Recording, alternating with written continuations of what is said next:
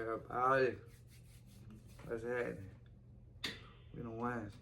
Chosen. Big guy. Thank you, Jesus.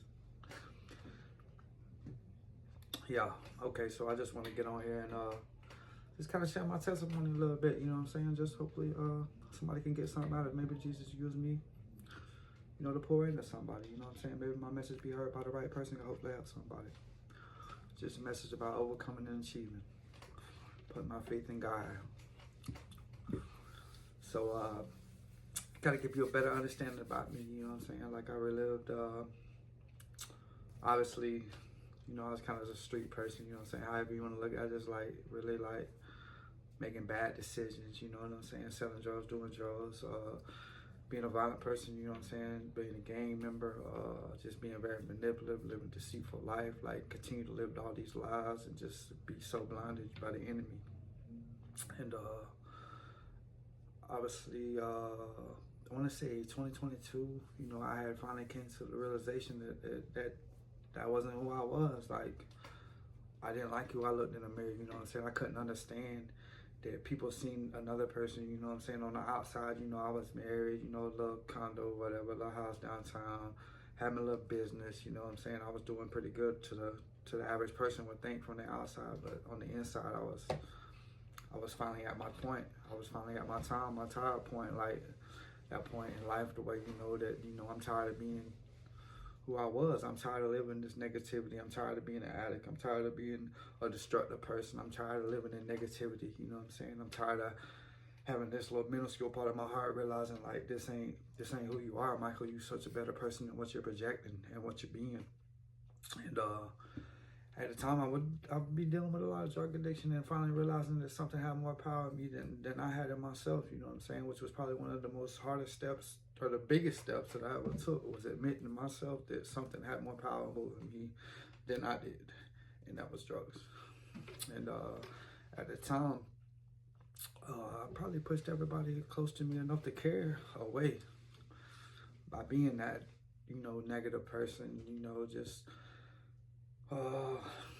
let's see, just basically just selfish, you know. Everybody that deals with addiction, you know what I'm talking about. I'm maybe not saying the perfect words, but I'm 110% sure you know what I'm talking about. So at that point in time, I would realize that, or I would think that I didn't want to live no more, and I would jump off a second story building and try to take my own life. One of the most cowardice decisions I ever made in my life, but also one of the most, I don't want to say empowering because that was definitely not a correct word, but something that would shift my life in the best way, biggest way, from probably one of my worst moments. And long story short, I'd hit in the middle of the street, break my hip, get rushed to Gainesville, SVU, to where I'd be coming to HVU, high velocity unit, you know what I'm saying? It's basically like a Baker Act, like a psych ward part of the hospital, you know what I'm saying? Strapped down, like going hysterical. On the way, I was in the back of paramedics, a little ambulance or whatever you want to call it, and they were trying to talk to me, which is something that really sticks out to me, and that's part of my testimony. So that's why I'm giving you this little bit of information, right? There was a man and a chick in the back, kind of coaching me. I'm hysterical, like I'm crying, I'm barely breathe, panic attacks, everything. You know what I'm saying? The whole works that come with that situation, especially being transparent. Like this is something that I couldn't make seem like something else, or I couldn't, make it. I was just super transparent. Like I'm laying there, yeah, I really just tried to jump off this building. I really tried to take my life, and I really got everybody looking at me, you know what I'm saying? So couldn't even do that right. It's something I kept repeating there, you know what I'm saying? Especially in this period of stage of like people pleasing, you know what I'm saying? I really cared too much about what people think. So anyway, back to the two people in the working, was it? As they was going through it, of course they're trying to talk me down, you know what I'm saying? They're being hysterical, trying to calm me down. And one of them would say that, I dealt with depression too, real bad. And I was like, in the midst of everything going on, like, oh, you dealt with depression. Like she didn't project that. So I would ask like, well, how you dealt with it? She's like, well, I just got over it, which was like a very vague, answer, right? But that was like way on my like part of my journey. So in the way I would get rushed, like I said, I got rushed to Gainesville, Shands. You know what I'm saying? I get in there, I get strapped down. A team of doctors just come, they do X-rays and do all that, and excuse me.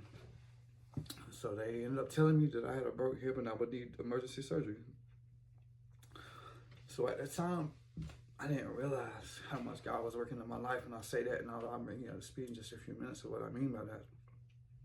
But so I prayed, prayed and just, or I asked somebody to pray for me, basically pray with me, and you know what I'm saying? So we sat on the phone. I said I was on the phone. I couldn't even, I'm strapped down, so I wasn't even, they had one of the little nurses or whatever, I think, holding it. So I'm trying to talk to them. I'm like, just, oh, what's wrong? What you need me to do? I said, just pray. I just need somebody to pray for me right now. Like, I don't know what to do. I'm broke down, you know what I'm saying? My leg feel like it's huge and throbbing and all that. So later that night, you know what I'm saying, my wife at the time would end up showing up, to the hospital, she wasn't there present at the time with the little incident. So she ended up showing up, you know what I'm saying, obviously, and kind of sitting with me through the whole situation.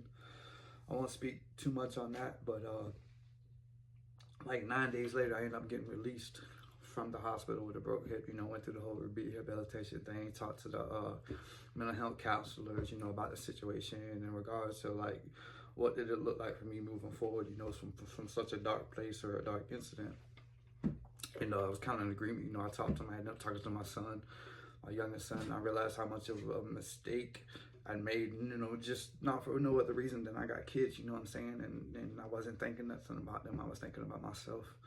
And I was trying to end my hurt and my pain, but not really realizing that all the pain and hurt I was causing the people that really still did care, and they were just tired of trying to help somebody that wasn't helping themselves and tired of hurting because of that. So they had withdrawal from me.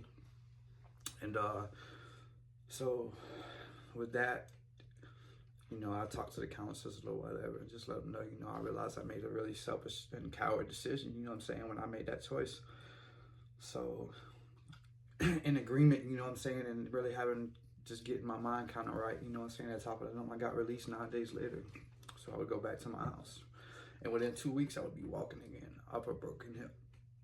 And probably about 7 to 8, no, let's just say 7 to 10 months after that, I started, I'm going through like, it's a depression stage. A lot of people had fell off, you know what I'm saying? And I'm staying away from addiction, which was bringing other major depression, you know what I'm saying? Which is a part of coming off of it and realizing just all these things and all this weight being on your shoulder. So with me having a broke hip, you know what I'm saying, trying to be a physically fit person, I'm trying to like rebuild this person that was so broke down. I was trying to start on so many different levels that I just went out and started jogging, you know what I'm saying? Like, so I'm jogging, I'm trying to work out, and man, I would be this specific day, I'd be on the track, you know what I'm saying? Afterwards, I just go sit down like on a little grass part, and I just start talking to God because I'm trying to build my relationship with Him. I'm in the midst of trying to find me. I'm trying to find my identity in Christ. And so I just told God, I'm like, listen, I've been in the streets since I can remember, and trust is the last thing that I have. So I just need you, God, like show me you heal for me, show me how real you are. And like it was almost instantaneous that he would like flash back a memory to me at that morning of these people coming in and telling me that like, listen, Michael, you got to go into emergency surgery, you know what I'm saying? Because the nature of your injury that you got to go in emergency surgery, and trying to explain all this to me, you know what I'm saying? A couple of different doctors with x-rays and all that, and like just very vivid, you know what I'm saying, reminder that like basically for me it was God telling me like I already have, because lo and behold, I never got touched by a knife. I never went to nothing else, nothing. They just came in and talked to me. I do a little physical like therapy, like walk around in the hallways, with crutches or whatever, and get released 9 days later, and even more so 2 weeks later, be back walking. So basically that was my revelation of God, like, showing me like I already have, you know what I'm saying? I've been with you the whole time, basically. I just need you to see it. And now, So, it was I'm smiling right now because, man, it was just, that's just how I felt inside. Like, it was just so, like, eye-opening, you know what I'm saying? Like, man, and I wanted to know more, you know what I'm saying? Like, that was too coincidental for me. There was no denying that situation and what he made me see when I asked. So I just started to, like, you know, invest myself and try to learn more things, you know what I'm saying? And just realizing, like, the love of Jesus Christ and what that really means. Like, this man sent his son to die on the cross for every one of us to be reborn again and just have everlasting life. And just, man, that love for someone, like, that you can love all of us enough to do that. Like, I want that. Like, I wanted that. Like, how do I achieve that? How do I just, man, and it's just that you can choose to forgive me and put grace on me and give me a chance after all the bad things, you know what I'm saying, the bad decisions I made and all this destruction that I've caused living that lifestyle, that you say that I could be forgiven, that I could be washed anew, that I could be reborn, that I can leave that person behind and I could start new, and I could really live in love and passion and everything that doesn't come with that lifestyle, because you got to have this ego and pride and put on and really just be something that you're not. Which, don't get me wrong, you know, I don't judge nobody, you know what I'm saying, especially without knowing their story, because, man, that's a mistake we make too many times in life, you know what I'm saying? You never know who we walking by, you know what I'm saying, and not really getting to know somebody or something and knowing their story, because it's so awesome, you know what I'm saying? You just really just living in the love of God, you know what I'm saying, and walking that faith and that spirit, man. And it's brought me this far so much, when everything in the world and every situation said I was never supposed to be who I am today, which is over a year and a half, completely sober, work out almost every time I get a free moment, try to invest and get laughs and smiles from anybody that I come in contact with, and just be the best person I can possibly to anybody, and rebuild this new life and continue to seek that, you know what I'm saying, without any regards of who I used to be, because I've been granted grace. I've been given another chance and plan to do something with it, just so people like me, period, even a smidgen of that lifestyle, can do it. You can be forgiven, you can be reborn, you can seek your new life, you can walk in your purpose. What they say, live on purpose for a purpose. I'm trying to step into mine. I want to show you that you can do it. If I can do it, you can do it. I'm going to live and walk a testimony. When I say I should be dead or doing a life in prison, that's an understatement. I'm telling you one situation of 1,000. Like I tell you, I got testimonies for days. But I just need you to understand, you know what I'm saying, to like really believe it in your heart. Let God in your heart. Let God change you from the inside out. Let him change the way you think. Let him change the way you view situations. Statistically, I heard, I just took a webinar, they say that you have 12,000 to 60,000 thoughts a day, and like, I think they said 80% of them were negative. Once you realize and open your eye to that, realize that everybody deal with that, you know what I'm saying, all them negative thoughts you have that you entertain that you don't got to, man, push that to the side, man. Pick and choose, because 90% of the time what you think people are thinking about you and what you're walking into and what you're doing, they're not. That's you. That's your way of thinking. That's part of that remaking, resetting, and rechanging your mind and your heart and the way you see the world and the way we live it. Because of our circumstances and the way we came up and the things we dealt with, we tend to look at things negatively. You know, pick the bad out of situations. You know what I'm saying? Every situation you got a choice. Every situation there's a lesson, and every lesson is a blessing. So I want my blessing. So I don't know. I just really think this message needs to be heard, man. We walking in big love around here, man. Big God.